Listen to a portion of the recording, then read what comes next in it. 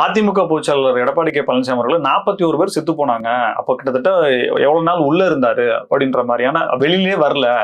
NDA கூட்டணியுமே Amit Shah அவர்களே Edappadi K Palaniswami என்னத்தான் முதலமைச்சர் வேட்பாளராக அறிவிச்சு சொல்றாரு. இது சொன்னதுக்கு அப்புறமும் மீண்டும் வெளியிலே வராம விஷயத்தையே பார்க்காம பேப்பரையே படிக்காமன்னு சொல்லிட்டு அவரும் தாக்குதலை ஆரம்பிச்சாங்க. இந்த தாக்குதலை நான் வன்மையாக கண்டிக்கின்றேன்.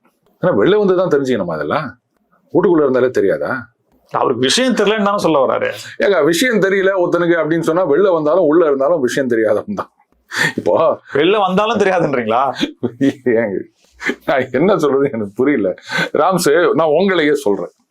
சரி, நீங்க ஒரு விளக்கெண்ணெய் அப்படின்னு வச்சுக்கோங்களேன். நீங்க ஒரு லைப்ரரியில போய் இருந்தாலும் விளக்கெண்ணெய் தான், அந்த ஒரு பெரிய அந்த டேட்டா சென்டர்ல போய் நின்றாலும் விளக்கெண்ணெய் தான், வீட்டுக்குள்ளேயே 4 செவத்துக்குள்ள இருந்தாலும் விளக்கெண்ணெய் தான். நான் உங்களை தான் சொல்றேன், வேற யாரையும் சொல்லல. அதனால இன்னும் வெளில வந்தா மட்டும் அவருக்கு தெரிஞ்சிருமா? வெளில வந்தா மட்டும் யார் இருக்க போறாங்க? இல்ல வெளில அவரு எப்படி வரப்போறாரு? இந்த வீட்டிலேருந்து அந்த காம்பவுண்டு சுவருக்கு இந்த பக்கம் இருக்கிற வீட்டுக்கு அந்த கார்ல தான் வருவார். பாத்தீங்கல்ல? அந்த பின்னாடியே ஒரு 10 பேர் தப்ப தப்ப தப்ப தப்பான்னு ஓடி வருவாங்க இந்த வயசுல.